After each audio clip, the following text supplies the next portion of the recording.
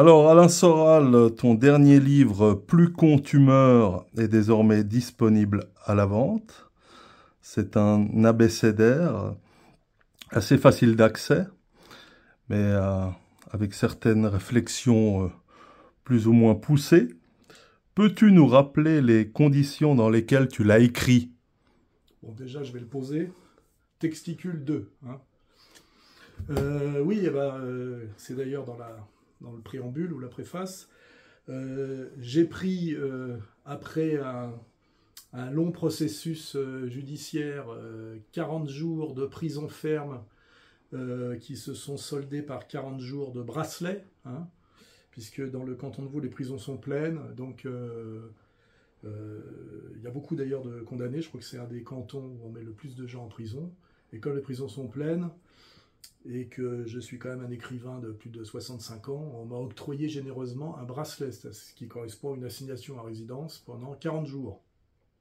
C'est-à-dire que cet été, je me suis retrouvé enfermé chez moi pendant 40 jours, et je me suis dit, je vais mettre à profit cet enfermement imposé pour écrire un nouveau livre, sachant que j'accumule des notes de toute façon en permanence, et que depuis mon dernier livre qui est sorti en 2011, Comprendre l'époque, sous-titre Pourquoi l'égalité, j'avais accumulé un certain nombre de notes.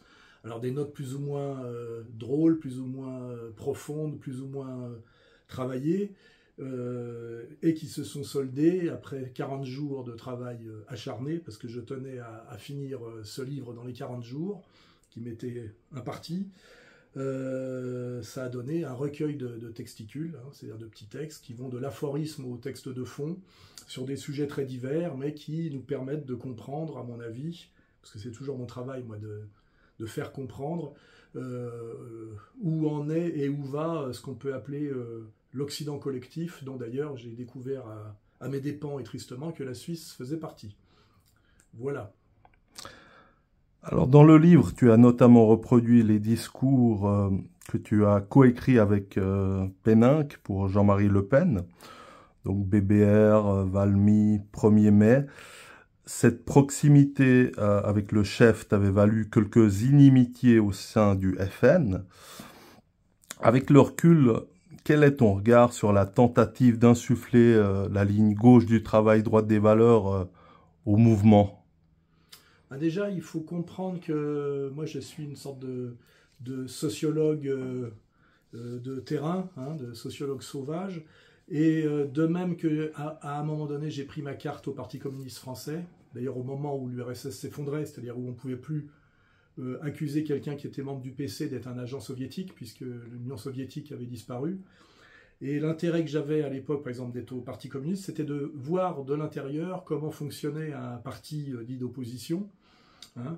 Et c'est dans la même démarche que je me suis rapproché du FN, d'autant plus que j'ai rencontré Jean-Marie Le Pen par un ami commun, et que je me suis bien entendu avec lui, et que j'avais compris, suite à l'effondrement notamment du Parti communiste et au ralliement terminal du Parti communiste, on va dire au système, sous notamment Marie-Georges Buffet, hein, après on va dire la mise à la retraite de Georges Marchais, en plusieurs temps, le Parti communiste a cessé d'être un parti d'opposition pour moi. Hein.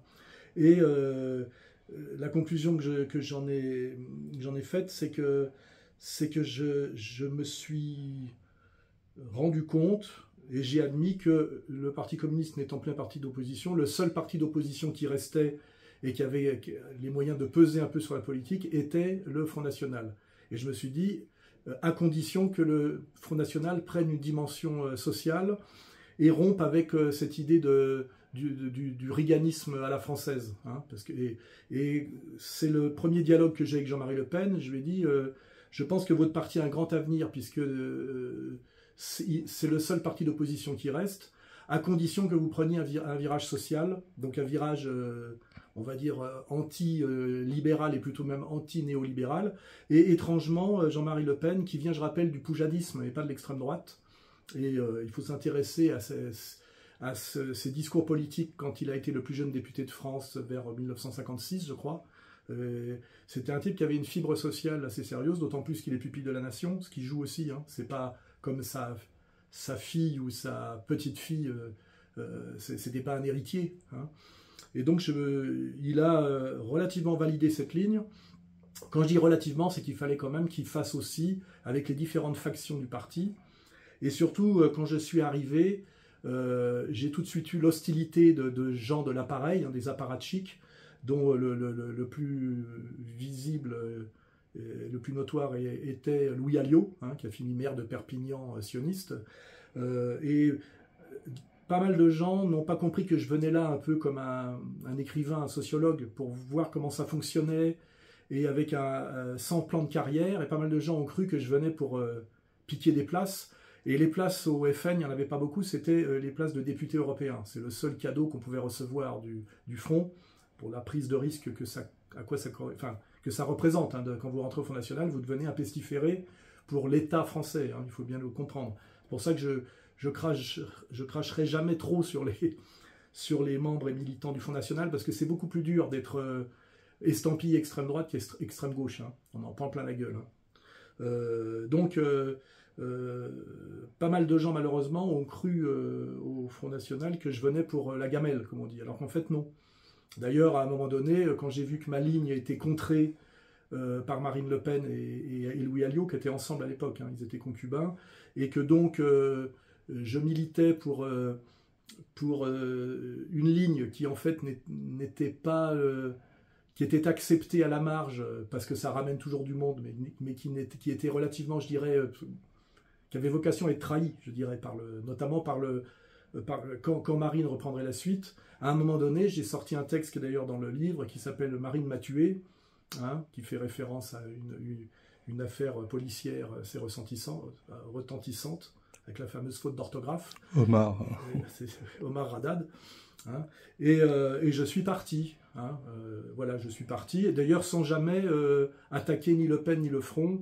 Je me suis mis à être un peu critique au moment où le FN est devenu le RN, et surtout une fois que Marine a viré son propre père, qui était le fondateur, où là je me suis permis plus de critiques, sans jamais attaquer le Front au moment des élections. Je me dis quand même que la politique étant le lieu du moins pire, même si j'ai beaucoup de choses à reprocher au FN, que le FN finisse par accéder au pouvoir, ça fera plaisir à Jean-Marie s'il le voit de son vivant, puisque ça va peut-être finir par arriver. Même si quand le RN arrivera au pouvoir, c'est qu'il aura fait toutes les concessions pour que l'État profond l'accepte. C'est un peu ça le côté triste de la chose. Voilà. Donc, j'ai mis les 3 discours dans le livre pour que les gens, en le lisant, comprennent, puisque c'est moi l'auteur de ces discours, quelle était ma ligne au RN, enfin au FN plutôt, à l'époque c'était le FN, et surtout ce que j'avais réussi à mettre dans la bouche de Jean-Marie, puisque Jean-Marie Le Pen non seulement a accepté ses discours, mais les a lus publiquement, et c'était quand même à ce moment-là la ligne du parti. Hein. Donc c'était important parce que on croit que les gens savent tout ça, mais en fait si tu ne le publies pas noir sur blanc, les gens ne vont pas aller chercher dans des archives quel a été le discours du BBR, le discours du 1er mai, le discours de Valmy, qui était un discours important, et donc j'ai profité de ce livre pour les mettre dedans, puisque ce sont des textes de moi, d'ailleurs co-signés avec un ami de l'époque qui s'appelait Péninck, et donc comme il faut ne pas tricher, comme c'est un discours coécrit, j'ai mis le co-auteur. Voilà. J'espère que ça lui attirera pas d'ennui, mais je pense pas. Je pense que de toute façon, on est là pour assumer. Hein. À propos de la notion de dictature et démocratie, tu rappelles que la différence se joue simplement sur le choix des critères prioritaires. Sur la répression routière, tu soulignes les différences entre la législation suisse et la Syrie de Bachar el-Assad.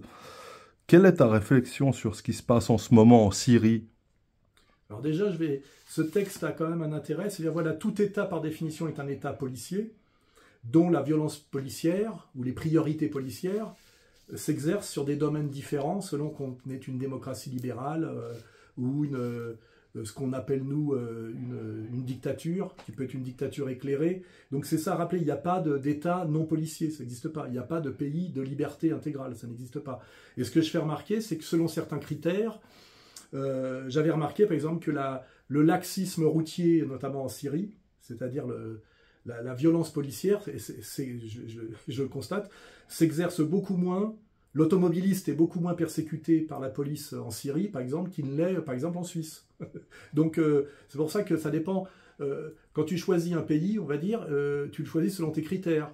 Tu te dis, je ne suis pas, comment dirais-je, artiste d'avant-garde ou poète, tu sais, ou poète subversif. Mais en revanche, j'aime bien rouler sportivement, tu vois, sur les routes. Quand tu préfères ça à ça, t'es pas obligé d'aller vers une dite démocratie avancée, et tu peux peut-être préférer un pays à l'ancienne, tu vois. Et je pense que de ce point de vue-là, sans avoir vécu en Russie, je pense que par exemple ça doit être applicable si tu aimes bien rouler sans trop te soucier de voir si tu roules bien à 30 la nuit entre 6h du matin et 10h du matin. Tu te sens peut-être plus libre de ce point de vue-là à Moscou par exemple qu'à Genève, tu vois. C'est ce genre de réflexion que j'aime bien pousser dans le livre parce que ça oblige à réfléchir. Hein. Qu'est-ce que c'est que la liberté? Qu'est-ce que c'est que la démocratie? Voilà. Alors après, tu me parles de la Syrie, c'est tout à fait un autre sujet. Bien malin qui pourrait dire qu'il sait exactement ce qui s'est joué récemment en Syrie, et c'est-à-dire que tout le monde a été surpris par l'effondrement ultra rapide de l'armée syrienne, et donc de l'effondrement du régime bassiste des Assad, hein, c'est-à-dire de la Syrie laïque, qui était un des derniers bastions de ce qu'on appelle le nationalisme arabe, parce que ce pays avait survécu depuis des années et des années à une attaque frontale du système mondialiste, et on pouvait penser que ce pays avait le plus dur derrière lui. Hein. Et en fait, non. Et quand on regarde cet acharnement contre la Syrie depuis combien? 2006, après 2012, 2011, je crois. J'étais en Syrie, je crois, en 2011, hein, quand ça vraiment a commencé très brutalement. En fait, le pays était épuisé économiquement, ruiné économiquement, sa monnaie s'était effondrée. C'est un pays qui a été détruit de l'intérieur et de l'extérieur systématiquement, et on peut penser qu'à un moment donné, Assad, voyant cette nouvelle offensive, s'est dit que ça ne servait à rien de renouer avec un bain de sang. Peut-être était-il aussi épuisé, parce que je rappelle que c'est un chef d'État qui n'avait pas vocation à être chef d'État dans un pays, c'est pas le Liechtenstein, hein, dans un pays attaqué, qui est voué à la disparition par la puissance impériale, hein, c'est-à-dire, on va dire, le cercle de la Bible, hein, c'est-à-dire, on va dire, les américano-anglo-sionistes. Hein. C'était un ophtalmologue londonien qui est arrivé au pouvoir parce que celui qui avait vocation à prendre la succession de son père, c'est-à-dire son frère, s'est tué en voiture. Voilà, donc il a accepté de prendre le pouvoir alors qu'il n'a pas du tout le profil d'un dictateur, il ne l'était pas. Il s'est très très bien comporté, hein. Il était très respecté par son peuple. Je suis allé 2 fois en Syrie et franchement c'est un pays qui était très respectable. Et je suis d'ailleurs très triste de voir qu'il va sombrer dans le chaos, comme a sombré dans le chaos pour les mêmes causes et à cause des mêmes l'Irak, la Libye, hein, sans oublier d'ailleurs même l'Afghanistan, puisque ça remonte à plus loin, hein, mais des pays qui étaient des pays, comment dirais-je, modernes, modernes avec l'égalité des sexes relative, une classe moyenne prospère, un niveau universitaire élevé, hein. N'oublions pas ce qu'était l'Afghanistan dans les années 70, et qui systématiquement, par l'intervention américaine d'abord, et puis israélienne quand ces pays sont plus près d'Israël, sont détruits, et sont détruits toujours par l'islam radical, alors que ce sont des pays musulmans, et que soi-disant on nous dit en France, notamment via Zemmour et même Marine Le Pen, que le gros problème c'est l'islamisme. Alors ce que je vois, c'est que le gros problème c'est l'islamisme avec le Hamas, mais que d'un seul coup, la solution en Syrie, c'est de remplacer un régime laïque par des islamistes radicaux, c'est-à-dire par Daesh, d'un seul coup ripollinés en islamistes modérés. Donc c'est là qu'on voit quand même la Syrie. Le seul point positif de l'effondrement de la nation syrienne, c'est de nous aider à comprendre l'escroquerie de ce soi-disant choc de civilisation, et de voir que de toute façon, quand on analyse, ça remonte déjà à l'Arabie Saoudite et ça remonte déjà à Laurence d'Arabie. C'est-à-dire que la stratégie des Anglo-Américains, et je dirais des Judéo-Anglo-Américains, pour dominer et empêcher l'émergence de la modernité arabe, a toujours été de jouer l'islam rétrograde contre la nation arabe. Hein. C'est un système inventé par les Anglais, et ça s'appelle à l'époque déjà le wahhabisme, le takfirisme et l'épopée des Saouds. Hein. Voilà. Donc quand on fait de l'histoire avec un peu de recul et puis un peu de sérieux, on voit bien qu'une fois de plus, on empêche des pays qui avaient un gros potentiel et qui pouvaient tenir tête, notamment Israël, parce que le point commun de tous ces pays, c'est d'être profondément, je dirais, essentiellement des antisionistes en réalité. Hein. C'est des pays qui résistent à la puissance régionale montante et hostile israélienne. Et que tous ces pays sont détruits à distance, ou d'ailleurs parfois pas tellement à distance quand il s'agit du Liban, par Israël, qui je rappelle est un pays d'Europe, colon implanté au Moyen-Orient, et que cette puissance israélienne, pour détruire ces pays, fomente toujours des déstabilisations islamistes radicales. Hein. Et là, c'est quand même très très visible avec ce qui se passe en ce moment en Syrie. Hein. Voilà, c'est pour remettre à leur place les analyses partielles et même mensongères des Marine Le Pen, des Zemmour et de tout ce qu'on appelle les nationaux-sionistes français. Hein. Sachant d'ailleurs qu'à gauche, ils se comportent un peu mieux, mais sans jamais faire le travail d'analyse complet. Hein. Et faire ce travail d'analyse que je viens de faire là devant toi, c'est ce qui coûte finalement très cher. Hein. Ceux qui osent ce genre d'analyse sont immédiatement marginalisés, bon, par la droite nationale sioniste évidemment, hein, et puis la puissance néoconservatrice, mais aussi relativement par la gauche, notamment la gauche héritière du PS. Hein. Des types comme on voit les déclarations en ce moment de l'ex-président Hollande, hein, qui sont scandaleuses et grotesques. En revenant en Europe, tu publies un bref échange de mails avec un avocat très médiatique en Suisse romande. Tu l'avais sollicité pour ta défense. Alors son nom n'est pas publié au complet, mais tous les romans auront reconnu cet avocat connu pour sa maîtrise du verbe. Après t'avoir flatté, il semble s'être déballonné. Aurait-il, comme on dit, reçu un coup de fil dissuasif? Alors il faut être honnête. Déjà, comme une bouteille à la mer, j'ai envoyé un mail à son cabinet. Il m'a immédiatement répondu personnellement et m'a donné son téléphone pour que je puisse l'appeler par un échange qui est dans le livre, qui est très courtois, même presque flatteur, en disant qu'il suivait mon travail, qu'il avait beaucoup de respect pour moi, etc. Et puis très vite, j'ai essayé de le joindre, j'ai pas réussi. Et très vite, il m'a dit « nous n'arrivons pas à nous joindre », alors qu'en fait, il suffisait qu'il décroche son téléphone, puisque j'avais son portable personnel, et il m'a fait comprendre qu'il n'assurerait pas ma défense, etc. Alors, à sa décharge, bon, évidemment, je l'ai un peu mal pris, parce que je me dis c'est toujours pareil. Il y a à un moment donné une espèce d'élégance comme ça, qui est un peu l'élégance, tu sais, voltairienne du dîner en ville, et puis après, dans les faits, les gens font marche arrière, parce que peut-être, effectivement, dans une conversation, on leur a dit évite ça. Mais à sa décharge, j'ai appris qu'au même moment, je crois que sa fille était morte de façon assez dramatique et que ça lui avait donné un énorme coup au moral et que par ailleurs il est très âgé et qu'il avait pratiquement décidé à cause de ça de se retirer entre guillemets des affaires. Donc, comme je m'efforce d'être quelqu'un de moral et contrairement à ce qu'on peut croire parfois quelqu'un d'élégant, je pense qu'il ne mérite pas l'anathème. Mais au moment où j'ai écrit, j'ai quand même fait remarquer qu'effectivement, il y a des gens qui, en privé, me disent beaucoup de choses. Et il n'est pas le seul. Hein. J'ai d'autres avocats qui m'ont dit qu'ils envisageaient de m'épauler et de m'aider. Et puis finalement, quand il a s'agi de passer à l'acte, eh ben, ils ne l'ont pas fait. Hein. Voilà, parce que il ne faut pas oublier que la justice, c'est un petit monde assez clos. Et que malheureusement, les avocats, les juges et les procureurs sont du même monde, en réalité. Celui qui n'est pas de ce monde-là, c'est moi. Hein. Et qu'à un moment donné, on peut se poser la question, j'ai eu d'autres soucis comme ça avec un de mes avocats, donc je ne citerai pas là, mais avec qui je suis en conflit, je dirais, qui aura des suites. Hein. À des moments, on peut se poser la question de savoir si ils sont là pour t'aider à te défendre et à gagner, ou s'ils ne sont pas là tout simplement dans une espèce de jeu à te prendre le maximum de pognon. Et finalement, plus tu perds, plus ils gagnent. Parce qu'il ne faut pas oublier que si tu gagnes trop vite, il n'y a pas de suite. Mais quand tu as perdu en première instance, l'avocat te dit c'est pas grave, on gagnera en appel ou après en cassation.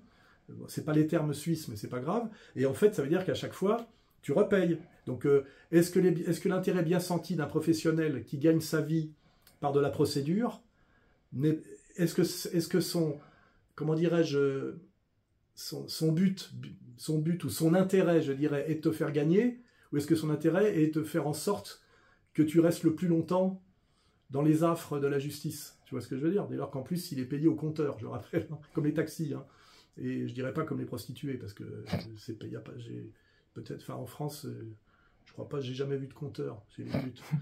Je me suis dit, je les ai très peu fréquentés. Voilà, donc c'est compliqué tout ça, hein. Par contre, ce qu'il faut savoir, c'est que la justice coûte très cher, que ça te bouffe énormément de temps, que contrairement à ce que croient les justiciables débutants, un avocat ne fait pas tout, il faut énormément l'accompagner, hein. C'est pas un sauveur, il faut vraiment bosser, et que donc le but de te multiplier, comment dirais-je, les procédures contre toi, ou de t'inciter à engager des procédures, parce que là, par exemple, vient de sortir dans le journal Libération en France, un article qui est une atteinte à la vie privée et qui est une atteinte au secret de l'enquête et de l'instruction. C'est-à-dire que c'est ouvertement illégal et ça tombe sous le coup de la loi, puisque ça consiste à se vanter d'avoir récupéré des pièces qui sont des saisies et de sortir le contenu de saisies qui sont notamment, par exemple, des carnets privés. C'est strictement illégal. Mais ça veut dire que si je veux que justice me soit rendue, il faut que j'attaque le journal, que je fasse une plainte contre X, contre le parquet, pour savoir d'où sont venues ces fuites. Et tu penses bien que tout ça est calculé dans une logique d'épuisement, parce que l'air de rien, à chaque fois, c'est pas comme aux États-Unis où un avocat te démarche en disant « je prends 30% si on gagne ». À la limite, ça choque, mais moi, ça m'intéresserait presque plus, hein. Alors que là, eh ben, à chaque fois, c'est engager des procédures, payer, suivre le dossier.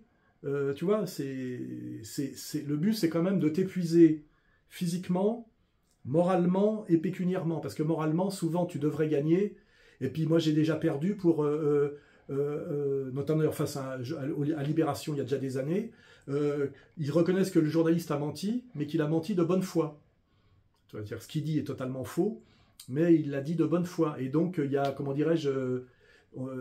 c'est match nul, tu vois, alors que normalement c'est une diffamation caractérisée et en plus un mensonge. Et je rappelle que ma condamnation dans l'affaire grosse lesbienne, c'est qu'au départ, tu le sais très bien, puisque ça s'est passé chez toi, je répondais à un article qui me semblait diffamatoire en 3 points et qui succédait à plusieurs articles systématiquement à charge contre moi, alors que j'avais bien dit que j'étais venu en Suisse pour n'avoir aucune activité et être tranquille. Donc j'ai été harcelé. Et à la fin, à force d'être harcelé, j'ai répondu par une sorte d'auto-droit de réponse. Et cet auto-droit de réponse, sur une argumentation, je crois, de 11 minutes, on a pris quelques secondes où je prononce ces 2 mots, tu sais, pour me poursuivre et arriver, après une longue procédure, à de la prison ferme pour homophobie, ce qui est une première mondiale, hein, je rappelle. La Suisse peut se vanter, pour la première fois au monde, d'avoir envoyé un écrivain de plus de 65 ans en prison pour avoir répondu à une militante queer. Le terme grosse, d'ailleurs, n'a rien à voir avec l'obésité, tu vois. Si je dis quelqu'un que c'est un gros con, ça ne veut pas forcément dire qu'il est obèse. Ça veut dire que dans la connerie, il se situe au sommet de la hiérarchie, hein. Et ben, j'ai pris de la prison ferme pour avoir répondu à une journaliste qui me diffamait, et d'ailleurs, ce qui n'a pas été contesté, hein. C'était pas le sujet de la plainte, tu vois ce que je veux dire. Et ça, le but, c'est de te démoraliser, tu vois. C'est pour ça qu'il faut beaucoup d'humour. Et d'ailleurs, je le rappelle, dans ce livre, tu l'as pu le constater, il y a beaucoup d'humour, parce que l'humour, comme dirais-je, c'est la politesse du désespoir, je crois qu'on dit, mais c'est ce qui te permet de continuer à supporter tout ça. Il faut, in fine, trouver ça drôle, tu vois. Quand j'entends le procureur dire que c'est une grosse victoire d'avoir envoyé Alain Soral en prison pour la grosse lesbienne, je trouve ça drôle, tu vois, cet emploi du mot grosse, tu vois, hein. D'ailleurs, ça a fait même réagir Elon Musk, hein. Oui, alors cette condamnation, en revanche, a fait le tour du monde. La justice suisse, puisque c'est fédéral, hein, donc c'est la justice suisse, s'est ridiculisée mondialement, hein, puisque les Américains se sont moqués. Le gouverneur du Texas, hein, pas que Elon Musk, mais c'est sorti en Russie, dans les émissions de grande écoute, sur Fox News, en Chine. C'est-à-dire, comme l'avait dit Feu, Monsieur Siebenthal, qui est mort il n'y a pas longtemps, il m'avait dit, Alain, cette publicité mondiale vaut au moins 200 000 $ si tu avais dû acheter. Donc, tu peux peut-être remercier la justice suisse de cette publicité gratuite. C'est-à-dire que peut-être que ça valait 40 jours de bracelet, une telle publicité. Mais c'est triste de voir que la Suisse, qui est quand même mon pays, même si c'est mon 2e pays, qui prétend être parangon de la démocratie s'est abaissé à ça et s'est ridiculisé comme ça. Ça fait de la peine, ça fait de la peine. Et puis c'est pas de bon augure, comme on dit. Dans le livre, tu fais un lien entre quotient intellectuel et perception de la démocratie. Une série d'études a montré un net recul du QI au sein des pays occidentaux dès le début des années 2000. Qu'est-ce qui peut expliquer ce phénomène? Déjà parce qu'il y a une volonté. Il y a une volonté de faire baisser le QI. Et je pense, par exemple, il y a, pour pas tomber dans les sujets litigieux qui ont toujours à voir avec l'antiracisme, déjà l'appareil que tu as dans les mains, là, c'est-à-dire un smartphone, le fait aujourd'hui que la jeune génération n'est plus une génération du livre, comme je l'ai été moi encore, où toute ma culture me vient de la lecture et de la lecture forcenée dès l'âge de 15 ans, jusqu'à maintenant, même si je lis moins maintenant pour d'autres raisons, alors que les nouvelles générations, la lecture est pratiquement résiduelle chez eux. Ça se passe tout par la consommation de shorts, tu sais, sur des smartphones. Or, on sait très bien, hein, les études de psychologie, de neurologie, enfin, le savent très bien que la pénétration du savoir n'est pas du tout la même si c'est par un acte de lecture que si c'est par une consommation d'audiovisuel, tu vois, cette dimension de passivité, et que ça participe effectivement de l'effondrement de l'intelligence critique, du niveau de culture, et sans doute de la baisse de QI. Alors il y a aussi après le fait d'importer massivement dans des pays qui ont une tradition d'école obligatoire dès l'enfance, d'écriture, de lecture, importer violemment des gens qui sont issus du tiers-monde et qui n'ont pas eu accès, ou que très récemment, et puis pas très massivement, à cette culture du livre. Hein. Chez nous, ça remonte à Gutenberg, hein, voilà, l'invention de l'imprimerie. Et ben tout ça, ce sont des facteurs. Alors moi, je suis jamais pour les monodéterminations. Tu vois, ça peut exciter des gens de ne voir dans l'effondrement du QI que l'immigration, on va dire, du Sud. Hein. Un identitaire va bien prendre cette cause-là. Elle existe, évidemment, mais je crois que la culture télé et après la culture smartphone est un déterminant largement aussi important. Et ça touche les natifs. Hein. Ça touche encore plus d'ailleurs la petite bourgeoisie blanche, puisqu'elle a plus accès à la technologie. Un iPhone, ça vaut cher, tu vois. Et quand tu te marches dans la rue aujourd'hui, tu vois que tous les gens et les gamins marchent avec un smartphone devant le visage, et tu regardes le nombre d'heures passées sur un smartphone par la jeunesse occidentale aujourd'hui, et tu compares à leur temps de lecture, et de livres sérieux, hein, parce que en plus, si c'est de la bande dessinée ou des magazines féminins, ça ne donnera pas grand-chose. Et là où tu te dis que c'est sans doute une cause très importante, c'est que les leaders de la tech, tu sais, les gens de Silicon Valley, quand ils ont encore des enfants, c'est-à-dire qu'ils sont encore dans une conception, on va dire, classique, traditionnelle du couple qui enfante, ce qui n'est pas toujours le cas, ils interdisent systématiquement à leurs gosses toute la culture du tactile, là, tu sais, de ce que Baudrillard appelait le numérique, le tactile, le digital et tout ça. Et donc parce qu'ils savent que ça produit un effondrement de l'intelligence. Donc comme eux veulent produire des élites et garder le contrôle, tu vois, eh ben, ils vendent, si tu veux, du smartphone à la terre entière, mais ils interdisent à leurs gosses d'en bouffer. Tu vois, ça c'est vraiment un marqueur important. Vincent Lapierre a droit à une courte citation assez savoureuse pour illustrer le fait qu'il a totalement renié certaines valeurs alors qu'il était à ER. À ton avis, jusqu'où serait-il prêt à descendre? De toute façon, c'est simple. Lui, à un moment donné, on l'a intégré à notre équipe et on lui donnait un budget qui était quand même de 12 000 € par mois pour qu'il ait carte blanche pour faire des micro-trottoirs qui complétaient, si tu veux, la pédagogie du site ER, tu vois, c'était un complément. Et à un moment donné, il a été approché par, on va dire, un financier qui était un des producteurs des Enfoirés et de MC Solar, je crois, qui lui a dit, qu'il a flatté, parce que le problème, souvent, hein, la flatterie des types que je fais monter, parce que c'est moi qui les fais monter, hein, qui lui a dit, si tu fais du Soral sans prendre le risque de t'attaquer à la communauté toute puissante que vous connaissez bien, on peut casser la baraque. Et à partir de là, il s'est inscrit dans une logique de trahison, hein, Et puis il est parti faire son numéro en pensant qu'il allait casser la baraque.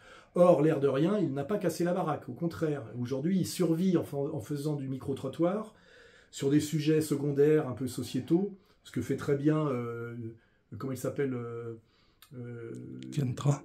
Non, ce que fait très bien la journaliste de télé de France 2, là, complément d'enquête, non pas complément d'enquête d'ailleurs, ça s'appelle pas comme ça, c'est... Comment elle s'appelle cette journaliste? Élise Lucet. Voilà, Élise Lucet, voilà, il fait du... ce qu'il fait, la télé, c'est le faire, quoi, hein, c'est du micro-trottoir. Et à part que après, le micro-trottoir, à un moment donné, il faut qu'il y ait quelque chose derrière d'un peu plus épais. Et donc, petit à petit, tous ses collaborateurs l'ont quitté. Il s'est déshonoré totalement quand il a prétendu me contrer sur mon analyse du Covid et de la pandémie, où il n'est pas le seul d'ailleurs à s'être déshonoré sur ce sujet. Il y a eu Bricmont aussi qui a disparu. Et depuis, il survit avec une clientèle de jeunes. Hein. On est quand même sur du youtubeur pour moins de 30 ans. Et il fait des petits sujets sur les poubelles dans le 18e arrondissement. Tout ça n'est pas totalement inutile, mais je veux dire, ça n'a plus rien à voir avec ce qu'il faisait à l'époque, quand il se permettait de tenir tête à Aziza devant le dîner du CRIF, ou qui venait soutenir Robert Forisson, je le rappelle, à la 17e chambre correctionnelle. Hein. La chance qu'il a, c'est que le public auquel il s'adresse, qui est le public jeune, le public du smartphone, c'est un public qui n'a pas de culture profonde. C'est-à-dire que c'est un public qui oublie tout. Il ne se souvient même pas de ce qui s'est passé il y a 3 ans. Donc il ne risque pas de se souvenir de ce qui s'est passé il y a 10, 20, 30 ou 50 ans. Et ce qui peut lui permettre de, entre guillemets, de performer un peu. Et donc il survit effectivement en faisant le trottoir, quoi. Ce qui n'était pas son but quand il nous a trahis. Hein. Son but, c'était de monter l'équivalent de ce que j'ai monté, une maison d'édition, un site d'information, avec des gens qui porteraient le micro pour lui, et puis lui devenir chef dans un bureau. Et puis ça, finalement, il est obligé de faire le trottoir lui-même. Donc c'est à la fois, je dirais, c'est sa punition, quelque part. Hein. C'est que tous les jours, il faut qu'il réfléchisse où aller faire le trottoir, qu'il pleuve ou qu'il vente, avec le risque de se faire casser la gueule tantôt par les mecs d'extrême droite, tantôt par les mecs d'extrême gauche, puisqu'il a cru qu'il pouvait, en tant que journaliste, tu sais, naviguer partout. En réalité, l'idée, tu sais, du journaliste indépendant, qui est un spectateur, tu sais, mais qui soi-disant ne s'implique pas. Il a quand même fait la promo d'Éric Zemmour à une époque, rappelle-toi. Il est marqué politiquement, notamment par moi, puisque c'est par moi que les gens l'ont connu. Il ne faut pas oublier, hein, sans moi, il n'existerait pas. Quand on l'a ramassé, entre guillemets, il était vigipirate, c'est-à-dire qu'il marchait avec un uniforme, tu sais, et un FAMAS. Et avant, il était petit chef à McDonald's. Il faut rappeler quand même que sans moi, il n'existerait pas. Voilà. Mais bon, à la limite, c'est ce que j'appelle la justice immanente, tu vois, qui continue à faire le trottoir, à avoir sa petite clientèle qui lui permet sans doute de vivoter. Mais voilà, pour le reste, c'est un échec. Je vous dis, moi, j'ai pas besoin de m'acharner. Hein. Je veux dire, sa trajectoire et sa punition. Hein. Voilà. On peut passer à autre chose, parce que c'est quand même un sujet très secondaire. Ouais. Pour finir, je vais évoquer un personnage qui n'est pas dans le livre, mais qui aurait pu y figurer. Il s'agit de Louis Sarkozy. Qu'est-ce qui explique qu'il soit autant mis en avant en ce moment par certains réseaux médiatiques comme Frontières, Ancien Livre Noir? Parce qu'il faut renouveler, tu sais, les effectifs des animateurs politico-médiatiques soumis à l'Empire ou produits par l'Empire. Et on voit bien qu'à gauche, ils ont sorti le petit Glucksmann, qui est le fils de son père, qui est quand même un des cadres du néoconservatisme français. Et le type a quand même ramassé le PS moribond et a réussi miraculeusement ou étrangement à le remonter à 14%. Et puis il faut créer le même personnage à droite. Tout ça, c'est du sioniste de combat, hein, c'est du néocon. Et puis il fallait un mec à gauche et un mec à droite, tu sais, pour ce jeu de la démocratie, de l'auto-alternance sous contrôle. Et j'ai l'impression que le Glucksmann de droite, ça va être le fils Sarko, qui, je le rappelle, a fait toutes ses études aux États-Unis, même dans une école militaire. C'est-à-dire que c'est un agent américain dont le père est Nicolas Sarkozy, qui est un type qui a porté profondément atteinte aux intérêts supérieurs de l'État, parce que c'est de ça dont on m'accuse, notamment en vendant plusieurs fois l'or français pour soutenir le papier dollar, c'est-à-dire de la fausse monnaie. On est face à des... C'est lui d'ailleurs, je crois, qui avait enlevé la haute trahison, tu sais, dans ce que pouvait subir un président de la République, selon les lois de la Ve République. Et je crois que c'est lui qui l'a enlevé d'un point de vue, je crois, constitutionnel, tu vois. C'est un traître à la nation, le père. Alors le fils, le fils c'est le fils de son père. Sa mère se vantait de n'avoir pas une goutte de sang français, je vous rappelle, elle est juive, elle a convolé en seconde noces avec un juif français qui a fait fortune aux États-Unis, et c'est ça qu'on nous propose aujourd'hui comme, comment dirais-je, homme politique français d'avenir et patriote français d'avenir pour la nouvelle génération. C'est pour te dire où en est la France aujourd'hui dans sa soumission à la puissance atlanto-sioniste, hein, on va dire. Hein. Alors, est-ce que ça marchera? Il y a toujours la puissance médiatique pour te faire passer, tu sais, un âne pour un cheval de course, hein, c'est le problème. Si j'avais le 10e de la promotion que ces gens-là ont, je serais déjà président de la République. Hein. Voilà. Et moi, bon, face à ça, j'attends Poutine. Voilà, mais voilà, donc on a effectivement, pour demain, le système pour demain essaye de nous fabriquer à partir de rien, et vraiment de très très peu de choses, hein, à gauche le fils Glucksmann et à droite le fils Sarkozy. On est vraiment dans le monde des fils à papa de toute façon depuis longtemps, dans le monde du spectacle d'abord, tu sais, la chansonnette, le cinéma, et un pays, si tu veux, qui n'a plus que des fils à papa, ça nous rappelle un peu l'effondrement de la monarchie française, tu sais, quand il n'y a plus que des petits marquis, tu sais, aux affaires, hein. C'est un signe de fin de cycle quand même, hein. Donc on peut à la fois le déplorer, s'en agacer, mais en général ça veut dire que ça ne peut plus durer très longtemps. On va terminer là-dessus. Alors, Plus con tu meurs, Testicule 2. Ouais, disponible chez Contre-Culture.